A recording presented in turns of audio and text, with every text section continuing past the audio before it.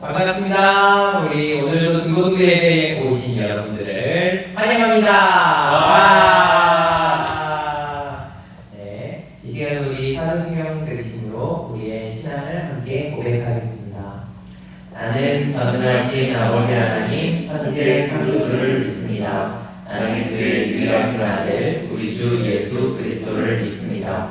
그는 성령으로 잉태되어 동정녀 마리아에게서 나시고 본디오 빌라도에게 고난을 받아 십자가에 못 박혀 죽으시고 장사된 지 사흘 만에 죽은 자 가운데서 다시 살아나셨으며 하늘에 오르시어 전능하신 아버지 하나님 우편에 앉아 계시다가 거기로부터 살아있는 자와 죽은 자를 심판하러 오십니다. 나는 성령을 믿으며 거룩한 공교회와 성교의 교제와 죄를 용서받는 것과 오늘 부활과 영생을 믿습니다. 아멘. 이 시간 우리 함께 은혜로다 함께 찬양하도록 하겠습니다.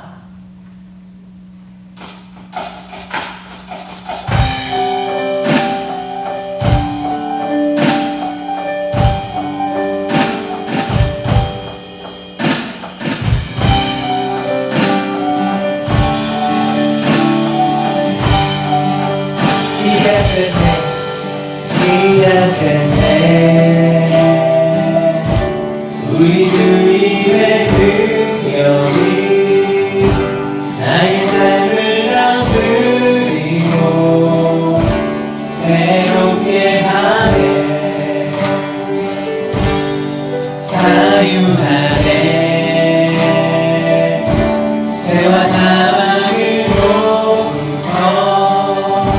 나의 삶을 변하고자 충만하네 새로운 시작을 해 우리 주님의 능력이 나의 삶을 다스리고 새롭게 하네 자유하네 죄와 사망으로부터 나의 삶은 변하고자 충만하네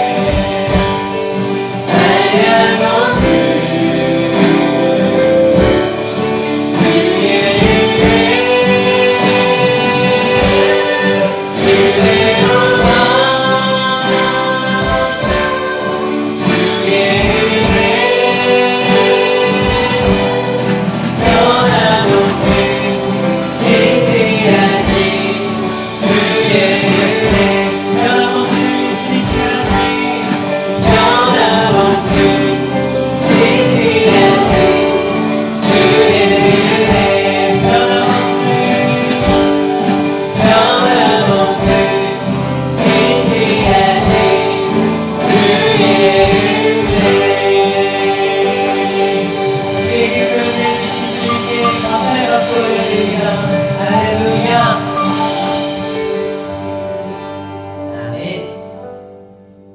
오늘 우리에게 주신 하나님의 말씀은 사도행전 2장 1절부터 4절까지의 말씀입니다. 사도행전 2장 1절부터 4절까지의 말씀, 우리 한 목소리로 합독해 보도록 하겠습니다. 오순절 날이 이미 이름에 그들이 다 같이 한 곳에 모였더니 호련히 하늘로부터 급하고 강한 바람 같은 소리가 있어 그들이 앉은 온 집에 가득하며 마치 불의 혀처럼 갈라지는 것들이 그들에게 보여 각 사람 위에 하나씩 임하여 있더니 그들이 다 성령의 충만함을 받고 성령이 말하게 하심을 따라 다른 언어들로 말하기를 시작하니라. 아멘. 당군 신화를 다들 잘 아실 것입니다. 당군이라는 고조선의 왕이 태어나게 된 이야기인데요. 환웅이라는 신적 존재가 사람이 되고 싶어하는 곰과 호랑이에게 미션을 주었습니다. 그 미션은 21일 동안 굴 속에서 나오지 말고 쑥과 마늘만 먹으라는 것이었습니다.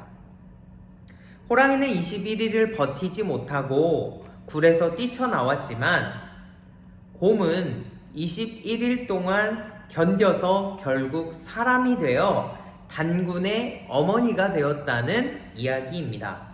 저는 이 이야기 속에서 조금 다른 엉뚱한 생각을 좀 해보았습니다.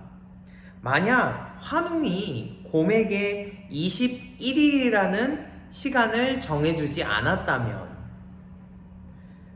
그저 곰에게 열심히 굴 속에서 쑥과 마늘을 먹다 보면 사람이 될 거야 라고 얘기했다면 과연 곰이 사람이 될 수 있었을까요? 곰이 그 시간을 잘 견뎌낼 수 있었을까요? 기약이 있는 기다림과 기약이 없는 기다림은 다릅니다. 또한 이유를 아는 기다림과 이유를 알 수 없는 기다림은 다릅니다. 십자가에 달려 죽으신 예수님은 부활하신 이후에 40일 동안 제자들에게 하나님 나라의 일을 말씀해 주셨습니다. 마치 특별훈련을 시키듯이 짧은 기간 동안 제자들을 집중적으로 가르치셨습니다. 흥미로운 것은 그 이후에 제자들에게 하신 말씀이었습니다. 예루살렘을 떠나지 말고 내게서 들은 바 아버지께서 약속하신 것을 기다리라.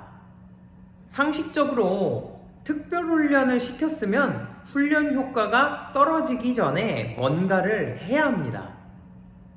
하나님의 일들을 잊기 전에 훈련시킨 제자들을 빨리 파송하셔야 효과적입니다.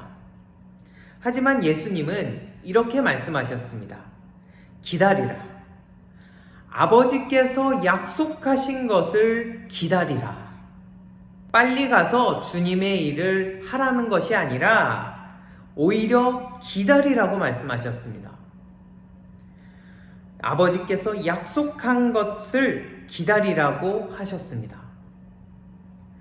제자들에게 있어서 기다리라는 명령은 어쩌면 비효율적인 것으로 보였을 것입니다. 이해할 수 없는 것이었습니다. 특별훈련을 받은 제자들을 남겨두고 예수님은 떠나셨죠. 제자들에게는 기다리라고 말씀하셨습니다. 이에 제자들이 물었습니다.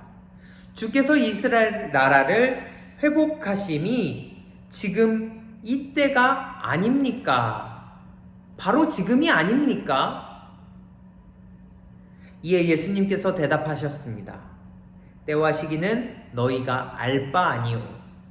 오직 성령이 너희에게 임하시면 너희가 권능을 받고 예루살렘과 온 유대와 사마리아와 땅끝까지 이르러 내 증인이 되리라. 그리고는 예수님께서 승천하셨습니다. 제자들은 예수님께서 떠나신 그 자리를 멍하니 바라보았습니다. 왜 떠나셨어야 했을까? 모든 것이 준비된 것 같은 이때에 우리는 왜 기다려야 하는 걸까? 이 마음으로 그저 하늘만 쳐다보았습니다. 제자들은 무엇보다 빨리 움직이고 싶었을 것입니다. 식민지였던 나라를 빨리 회복하고 싶었을 것입니다. 부조리한 세상에 뭔가 빨리 보여주고 싶었을 것입니다. 왜 우리가 생각하는 때와 주님이 생각하는 때가 다른 걸까요? 도대체 예수님은 왜 때와 시기를 알 수 있는 힌트조차 주시지 않고 떠나신 걸까요? 수많은 이들이 간절히 바라고 있지만 종식될 기미가 보이지 않는 코로나19 현실을 바라보며 우리는 점점 지쳐갑니다. 우리의 여러 생각들과 계획은 무너졌고 할 수 있는 일들도 제한적인 것처럼 보여집니다. 제가 목사 안수를 받고 나서 전에 우리 중고등부를 담당하셨고 지금은 브라질에서 선교하고 계신 박종필 목사님께 연락을 받았는데요. 갓 20살이 되었을 때 저의 모습을 보셨으니까 제가 어느덧 이렇게 목사가 되었다고 하니까 너무나도 감격스러워 하시더라고요. 그런데 축하 인사는 아주 잠시 동안이었고 코로나19로 인한 한국과 브라질의 교회들의 어려운 상황에 대해 이야기를 나누다 보니까 금세 마음이 무거워졌습니다. 브라질은 코로나19 확진자가 하루에 2만 명씩 늘고 있다고 합니다. 현재는 약 41만 명입니다. 더 끔찍한 것은 의료진들에 의하면은 빈민들과 검사되지 않은 사람들을 다 합해보면 실질적으로는 현재 그 41만 명의 15배에서 20배는 될 것이라고 합니다. 이런 안 좋은 상황 속에서 많은 이들이 고통받고 신음하고 있습니다. 우리가 그들을 위해 할 수 있는 일에는 한계가 있지만 그럼에도 무엇이라도 해보려고 갖은 노력을 하고 애쓰는 이들이 있습니다. 마찬가지로 본문 속에서도 제자들이 식민지였던 나라와 안 좋은 현실을 바라보며 뭔가 할 수 있는 일들을 찾았던 것 같습니다. 그 일은 모여서 기도하는 일이었습니다. 1장 14절에 나와 있는데요. 더불어 마음을 같이하여 오로지 기도에 힘쓰더라. 제자들이 모여서 열심히 기도했지만 예수님은 돌아오지 않으셨습니다. 이스라엘이 해방된 것도 아니었습니다. 하지만 기도하면서 그들은 주님을 바라보았습니다. 주님께서 하신 말씀들을 떠올리고 성경을 다시 돌이켜보았습니다. 그렇게 승천하신 후 10일이 흘러서 오순절이 되었습니다.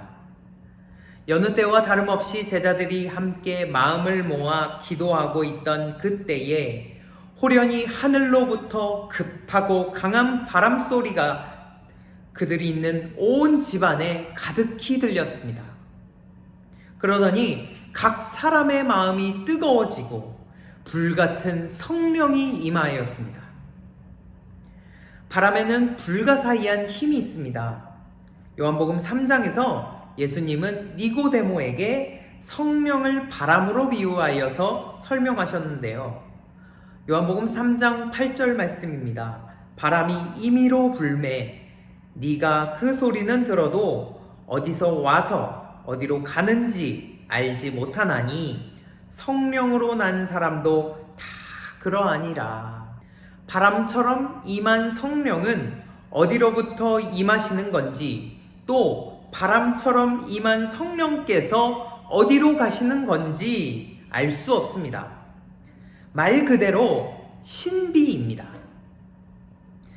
우스갯소리지만 저는 어머니께서 제가 목사가 되고 나서 믿음이 더 좋아지셨다고 저는 그렇게 생각합니다. 왜냐하면 어머니 입장에서 아니 저 자식이 어떻게 목사가 됐을까? 저렇게 커서 어떻게 목회자가 됐을까? 그렇게 생각하시면서 습관적으로 남들에게 하시는 말씀이 있는데요. 제가 잘 키운 게 아니라 성규가 저절로 컸어요.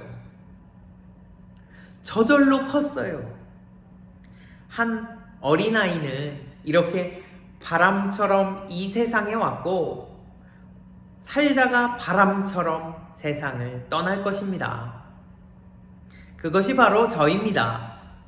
그리고 우리입니다. 우리의 인생은 이렇게 알 수 없는 신비함 속에 흘러가는 것입니다. 바람 같은 소리가 있은 후 마음이 뜨거워지고 불 같은 성령이 임하였습니다. 불은 모든 것을 뜨겁게 합니다. 얼어붙어 있는 것을 녹일 수 있는 힘이 있고 굳어 있는 것을 녹여버릴 힘이 있습니다. 당시 모여있던 사람들이 얼마나 뜨겁게 기도를 했던지 성경은 이를 불의 혀처럼 갈라지는 것들이 그들에게 보였다고 기록합니다.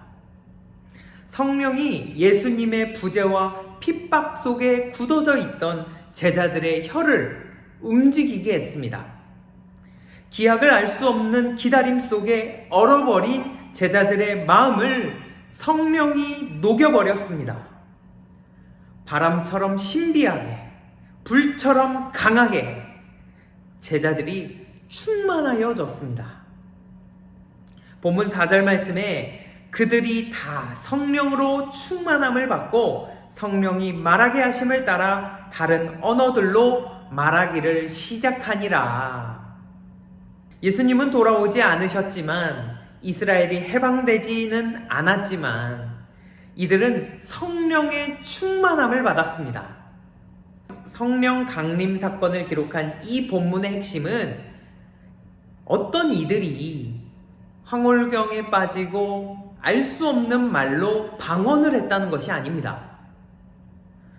성령 강림 사건은 희망을 잃고 좌절 가운데에 숨어있던 예수님의 제자들이 성령으로 충만하여져서 각 언어로, 다양한 언어로 하나님의 일들을 말하기 시작했다는 것입니다.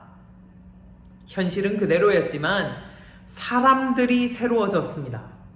단순히 어떤 느낌만으로 새로워진 것이 아니라 언어가 달라지고 생각이 달라지고 마음이 달라졌습니다. 또한 한 사람만 달라진 것이 아니라 한 사람만 새로워진 것이 아니라 다양한 모습과 언어로 하나님의 일들을 이야기하는 이들이 예수 그리스도의 교회를 이루며 함께 일어섰다는 것입니다. 우리 중고등부 친구들이 원래 도사님 이렇게 많이 불렀죠. 안수를 받고 나서 한 친구가 염도사님, 아니 염목사님 이렇게 얘기하더라고요. 기분이 참 미묘했습니다. 뭔가 어색하기도 했지만 마음이 새로웠습니다. 한 글자가 바뀌었을 뿐인데 염도사에서 염목사로 한 글자가 바뀌었을 뿐인데 참 새롭다. 제게 든 마음은 새로움이었습니다. 지금 목사가 된다고 해서 제 삶에 크게 달라지는 것은 없지만 저의 마음이 새로워졌습니다.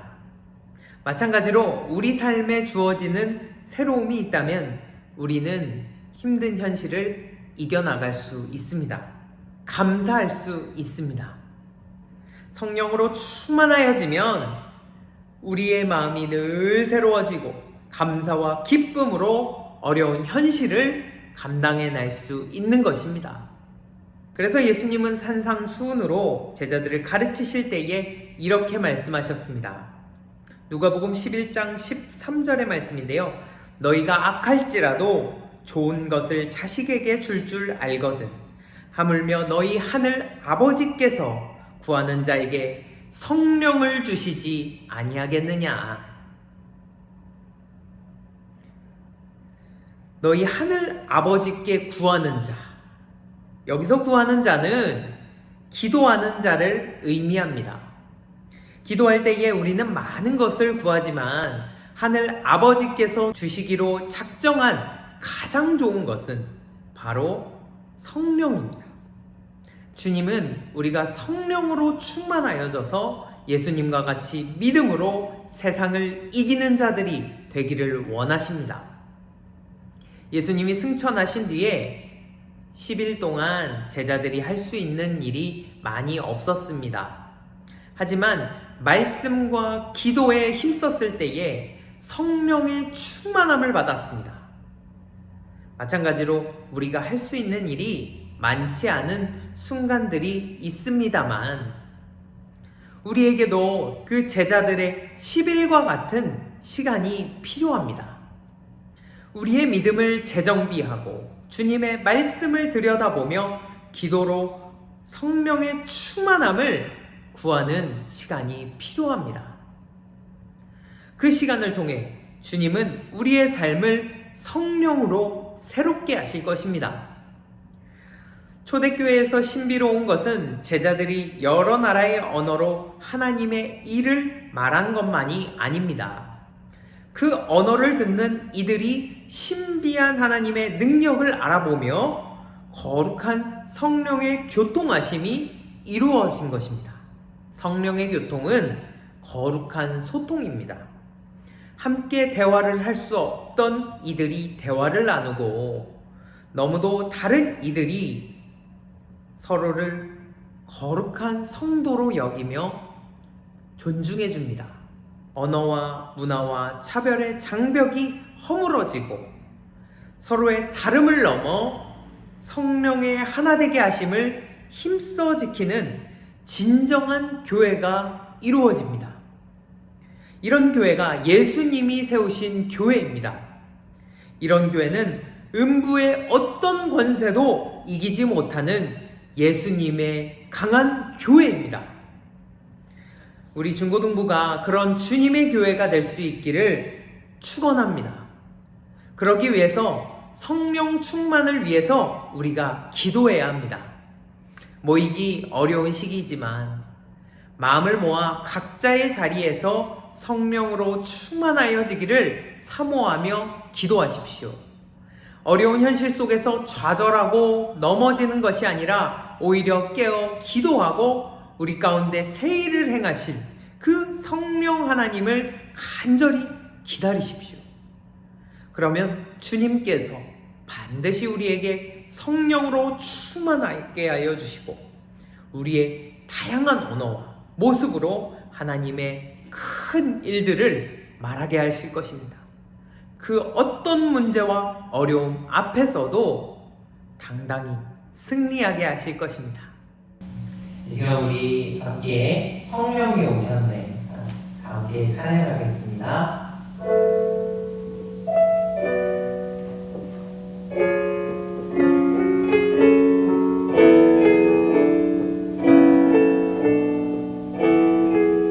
허무한 시절을 지날 때 허무한 시절 지날 때 기쁜 한숨 내쉴 때 그런 분명 보시며 간식하는 분이네.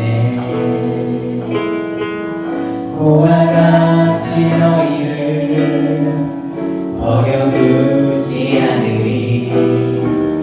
내가 너희와 영원히 함께하리라. 함께 성령이 오시네. 성령이 오셨네. 성령이 오셨네. 내 주에 보내신 성령이 오셨네.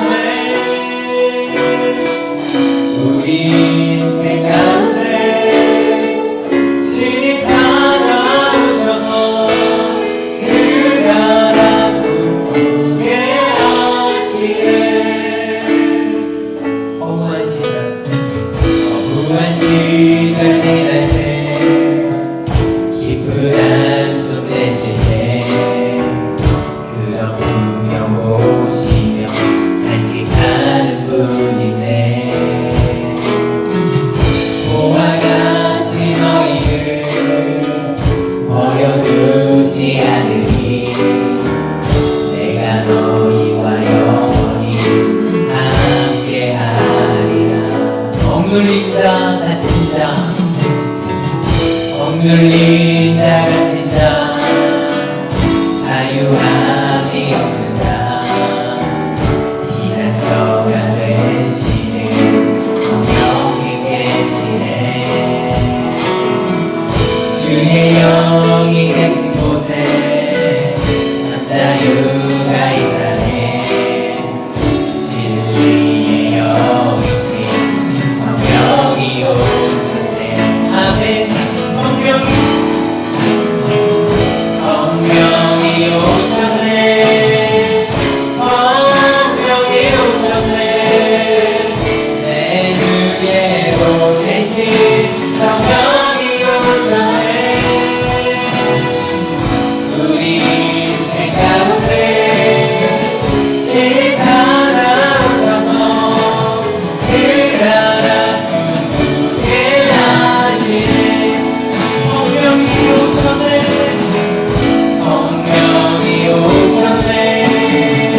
성령이 오셨네.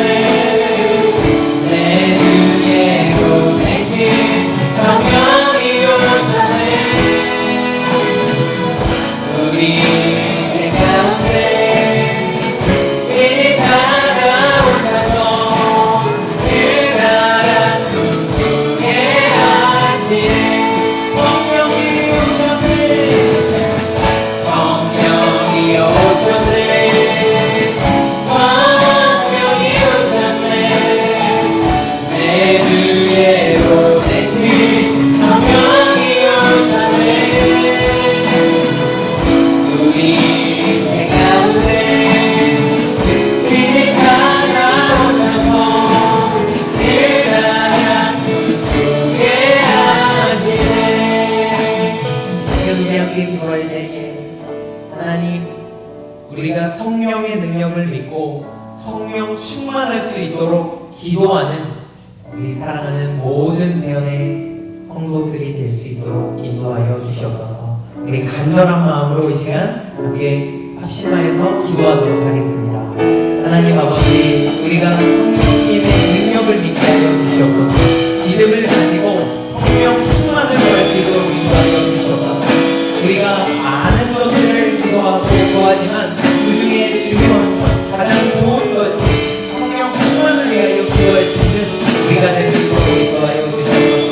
사랑하는 우리 태연의 친구들, 하나님의 자녀로서 거듭나기 위해서 날마다 성령을 따라 행하기를 원하고 성령 충만하기를 기도할 때에 하나님께서 구하는 자에게 성령을 주신다고 말씀하셨으니 하나님 우리 친구들에게 무엇보다도 성령 충만함을 허락하여 주셔서 날마다 기도하고 주님을 바라보게 줄 수 있는 우리 친구들이 되어줄 수 있도록 인도하여 주셔서 어떠한 어려움에도 어떠한 고난 속에서도 믿음을 잃지 않고 성도심을 유지하며 하나님을 바라보고 믿음으로 나아갈 수 있는 성령 충만을 구할 수 있는 우리 친구들 다 되어서 하나님 힘들고 어려운 현실 가운데서도 믿음으로 깨어가는 주님의 백성들 다 될 수 있도록 인도하여 주시옵소서.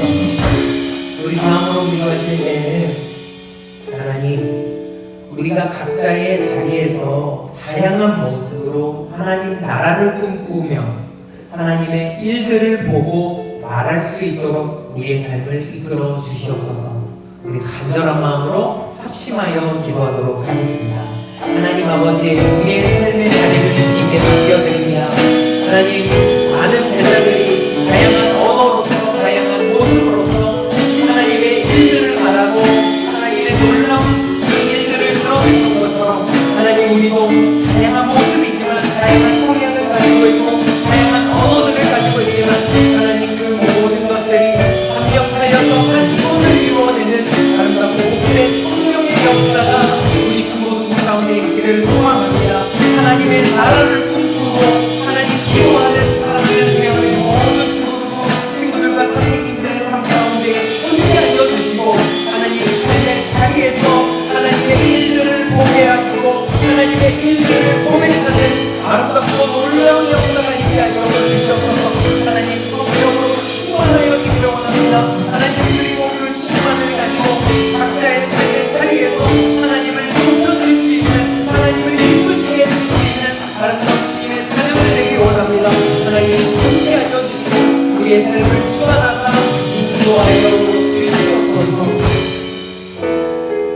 하나님 아버지,